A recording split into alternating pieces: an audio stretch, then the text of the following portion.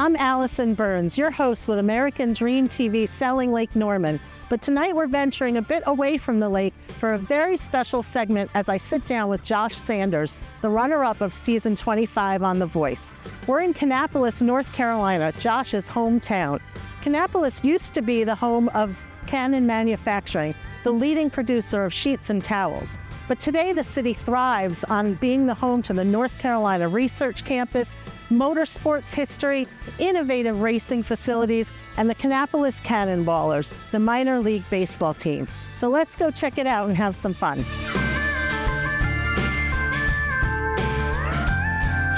I'm here at the Old Armor Beer Company in Kannapolis, North Carolina, where Josh will be performing a live show tonight. At first glance, the Old Armor Beer Company might look like a typical brewery, but the people who run it are far from ordinary. Old Armor Beer Company is owned and operated by combat veterans who fought overseas to protect America, and now they're trying to make their mark in the craft beer industry. So let's go inside and take a dive into Josh's experience on the show and his future plans in the music industry.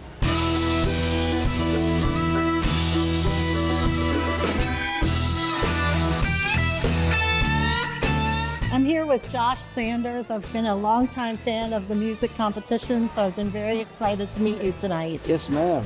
What an honor to be here. Thank you so much for having me. Thank you. Thank you. Such a pleasure. So, born and raised in Kannapolis. Yes, ma'am. I guess you've seen a lot of change. Oh, absolutely. Yeah, we are no longer a small mill town, to say the least.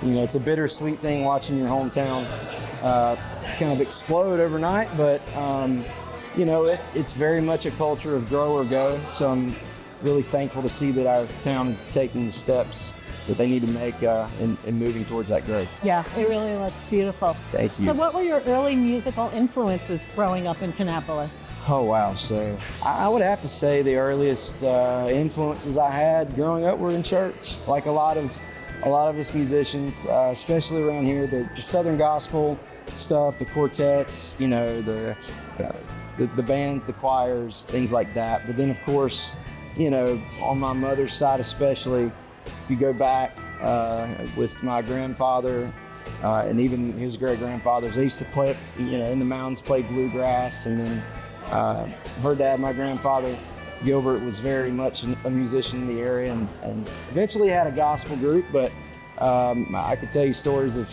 late nights when he was a young man playing out in the local bars and stuff. So it's in my blood. So a long time history in the family of music. Yes, ma'am. That's great.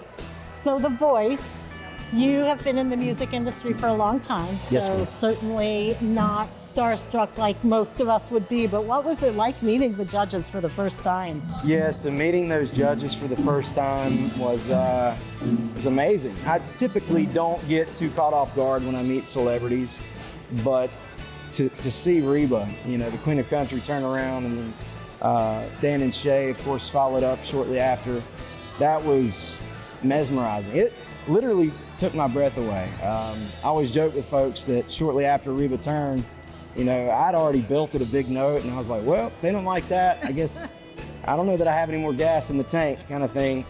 And so when she turned at the end, it literally did take my breath to where I kind of bowed back and bent over and thought I was done just because she turned. And then I remembered I had one more line. That's how late in the song she turned. So I just remember looking up and, stepping back and going, oh no, I got one more line I've got to sing. So I rushed back to the mic and finished the song. But they're just, amazing people in their own right. John Legend, Chance the Rapper, all these guys are just tremendous artists. But I will say my coach, Reba, people always ask, is she really that down to earth, and was the connection real? And all I can say is she's everything and more you would dream. And you strip the acting, the music, the rodeo stuff, just take all that away.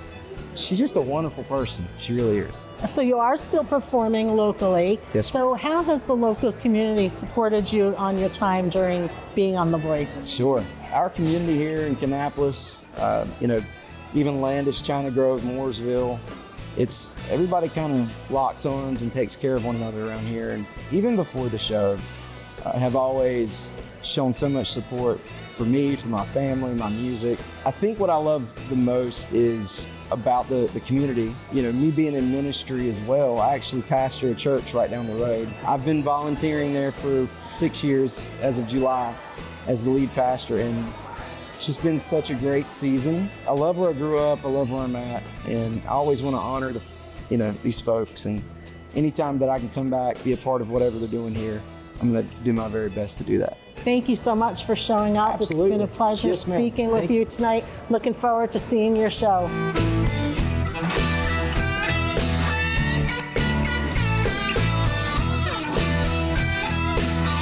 And that's a wrap on our segment with Josh Sanders, the talented artist who continues to inspire us with his passion for music and his dedication to his craft.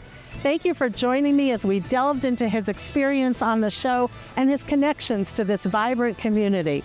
Let's raise a glass to Old Armor Beer Company and the veterans behind this inspiring brewery. I'm Allyson Burns, your host with American Dream TV, Selling Lake Norman. Stay tuned for more amazing stories and interviews right here on our show.